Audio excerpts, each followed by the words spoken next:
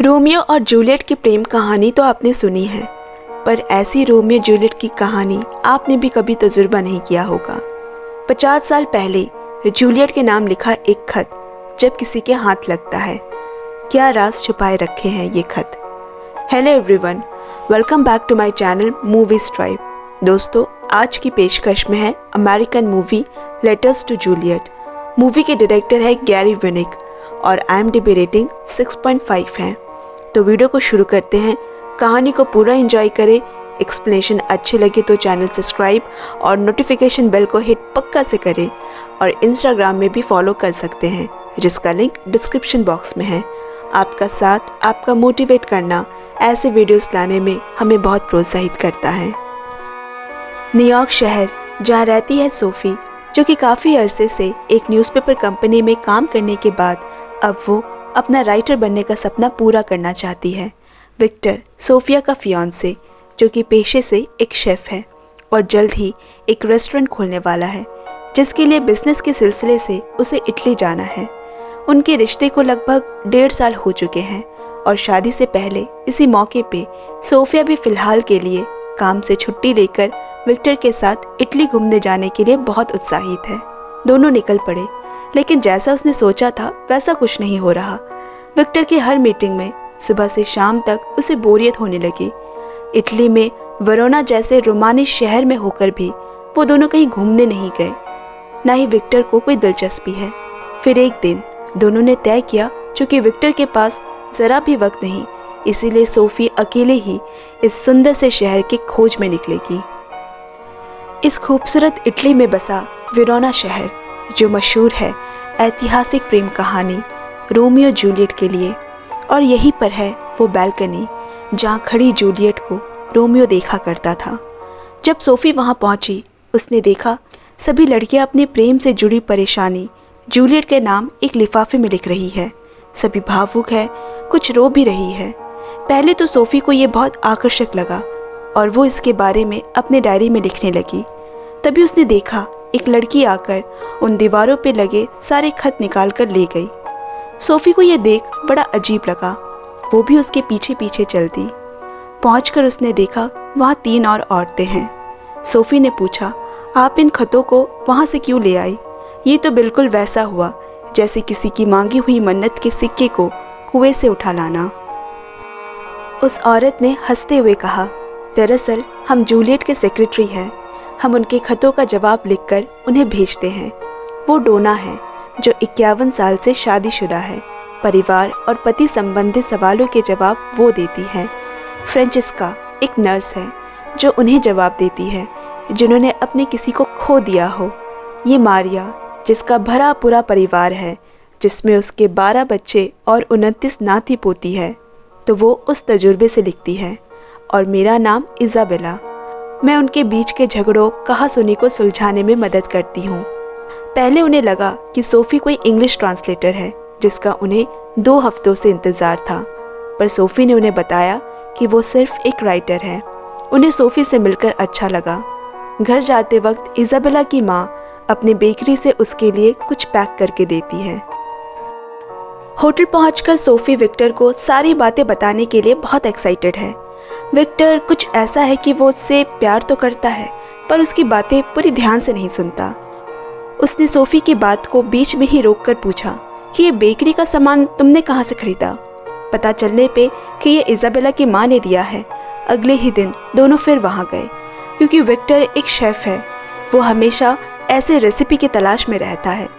उसे इज़ाबेला की माँ से मिलकर बहुत अच्छा लगा और उनसे इटालियन फूड के टिप्स लेने लगा।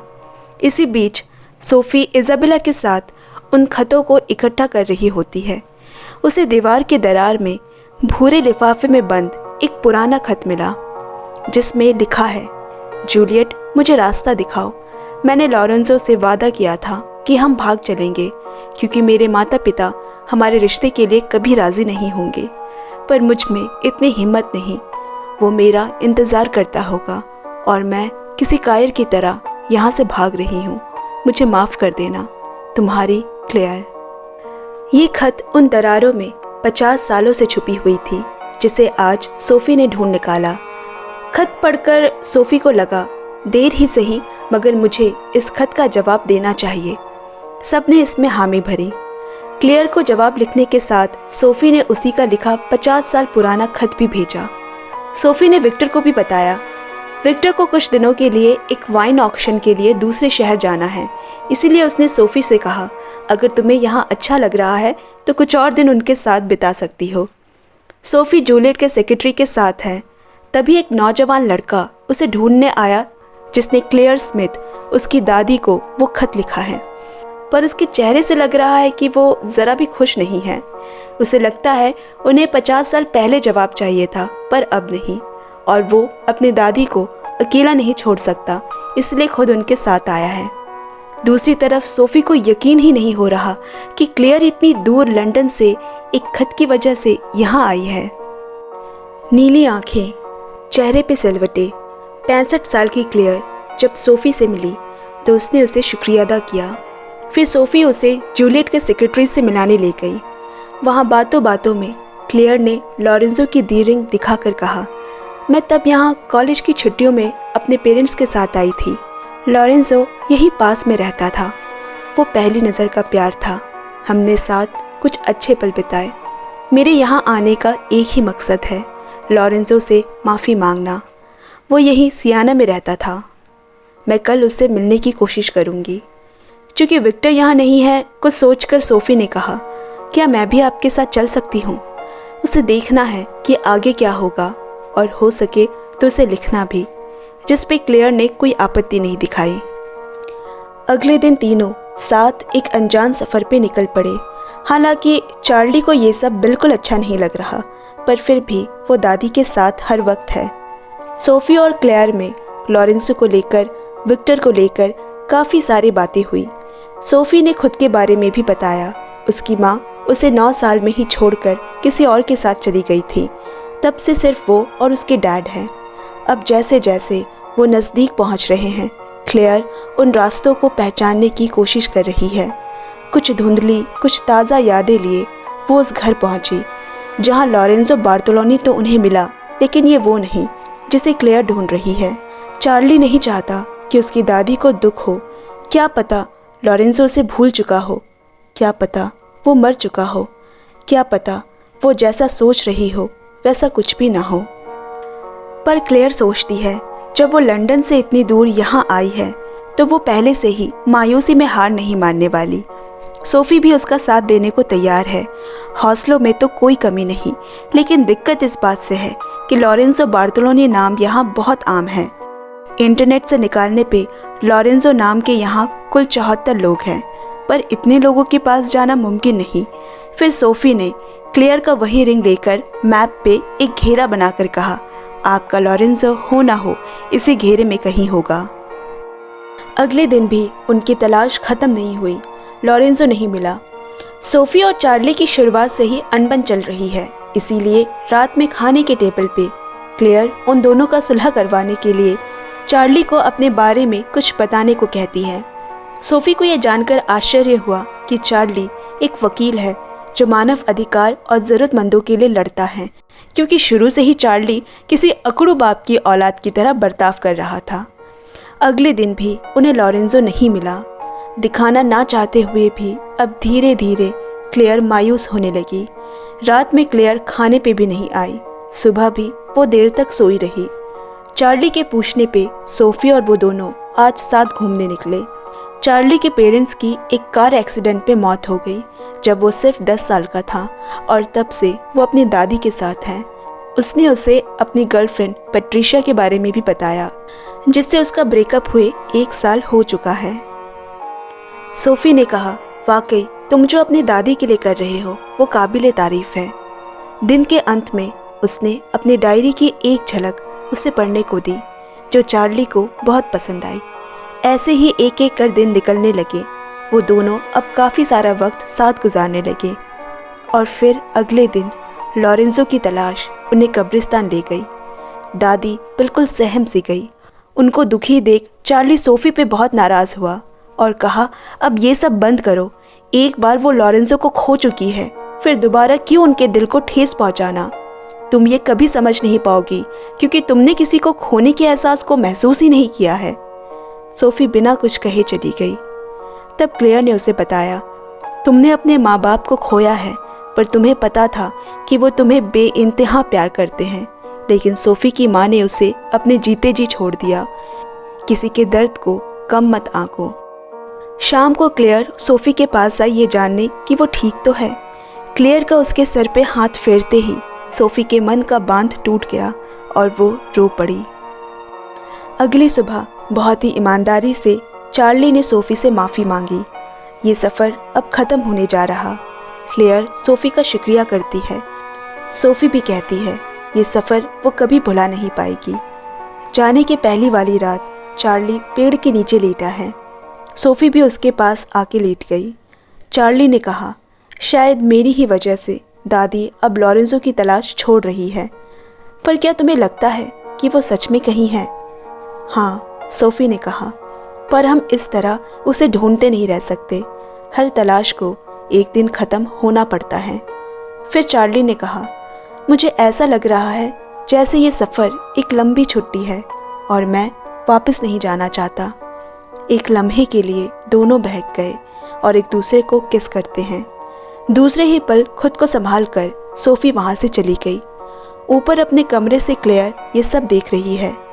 लॉरेंज़ो ना सही, पर क्या पता इस कहानी में कुछ और ही होना लिखा हो। वापस जाते वक्त क्लेयर जानबूझकर सोफ़ी को आगे बैठने को कहती है ताकि दोनों बात कर सके। रास्ते में उन्हें एक अंगूर का बागीचा दिखा। क्लेयर को ये बहुत जाना पहचाना सा लगा। तभी उसकी नज़र वहाँ काम करने वाले एक लड़के पर पड़ी। उसके शरीर के गठन को देखकर उसमें उसे लॉरेंज़ो की छवि नज़र आई। उसने तुरंत गाड़ी रुकवाई और कहा, यही लॉरेंज़ो है। चार्ली को लगा कहीं उसकी दादी को कोई सदमा तो नहीं लग गया, पर सोफ़ी ने आगे बढ़कर पूछा, क्या आप किसी लॉरेंज़ो बार्तोलोनी को जानते हो? उसने हाँ कहा। तभी उसके पिता भी वहाँ आ गए और कहा, हाँ, लॉरेंज़ो मेरे पिता है। अब क्लेयर को घबराहट होने लगी। मुझे अभी वापस ले चलो, क्योंकि जब उसने मुझे आखिरी बार देखा था मैं 15 साल की थी। अब मैं वो लड़की नहीं रही। शायद जिस घड़ी का उसे इंतज़ार था वो आने को है। तभी उसकी नज़र दूर किसी पे रुक गई। उसे देखते ही वो पहचान गई, लॉरेंज़ो। वो भी उसे देखता रहा। क्लेयर, ये तुम हो? और फिर उसे गले से लगा लिया। किसी छोटे बच्चे की तरह सोफ़ी और चार्ली भी खुश हो गए। लॉरेंज़ो उसे अपने पूरे परिवार से मिलाता है। अब ना क्लेयर का हस्बैंड रहा, ना ही लॉरेंज़ो की वाइफ। शायद किस्मत उन्हें एक और बार मिलवाना चाहती है। अब सोफ़ी के जाने का वक्त आ गया।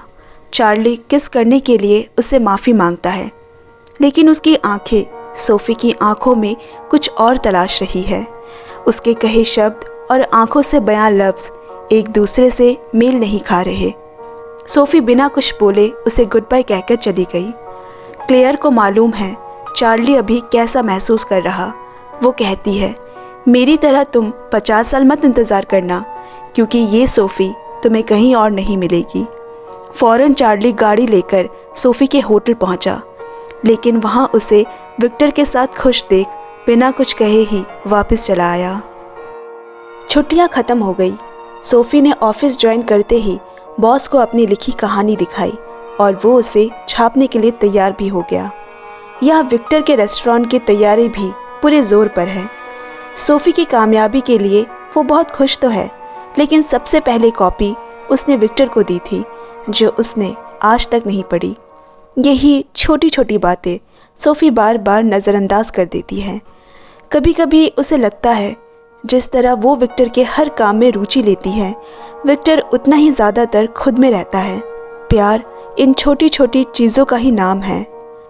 एक दिन ऑफिस में उसे लॉरेंज़ो और क्लेयर का इनविटेशन कार्ड आया। वो दोनों शादी कर रहे हैं। इस वाक़या ने सोफ़ी को सोचने की हिम्मत दी। क्लेयर को उसका सच्चा प्यार रोमियो मिल गया, पर उसकी ज़िंदगी में जो शख्स है, क्या वो वाकई में उसका रोमियो है? लेकिन उसके अंदर से कोई जवाब नहीं आया। उसके बाद सोफ़ी ने विक्टर से अलग होने की बात कह दी। विक्टर को भी समझ आ चुका है कि उनकी दिलचस्पी अब एक दूसरे में वैसी नहीं रही। शायद वो पहले से ही आधा राज़ी था। सोफ़ी उनके शादी में पहुंची उसे चर्च के बाहर ही चार्ली मिला और साथ ही पैट्रिशिया भी, जो कि सोफी को पता है उसकी गर्लफ्रेंड का नाम है। उसे वहाँ जूलियट की सारी सेक्रेटरीज भी मिली। साधारण तरीके से शादी हुई। शादी के बाद क्लेयर ने सोफी का लिखा खत सबको पढ़कर सुनाया, जिसके बिना आज यहाँ हम में से कोई नहीं होता। सोफी भावुक होकर वहाँ से चली गई। उसे देखकर चार्ली भी उसके पीछे गया। ऊपर बालकनी में खड़ी सोफी ने चार्ली से कहा, मुझे पता है मैंने बहुत देर कर दी।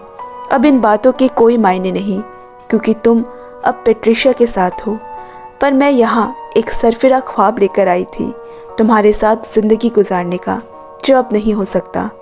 चार्ली ने हंसते हुए कहा, जिस पैट्रिशिया की तुम बात कर रही हो उसे मैं भुला चुका हूँ, और जिस पैट्रिशिया को तुमने आज देखा वो मेरी कज़न सिस्टर है। इसी के साथ लंदन का अकड़ू वकील सोफ़ी के लिए बालकनी में चढ़ गया और फिर रोमियो की तरह अपने प्यार का इजहार किया। यहाँ एक नहीं बल्कि 2 रोमियो जूलियट की कहानी पूरी हुई।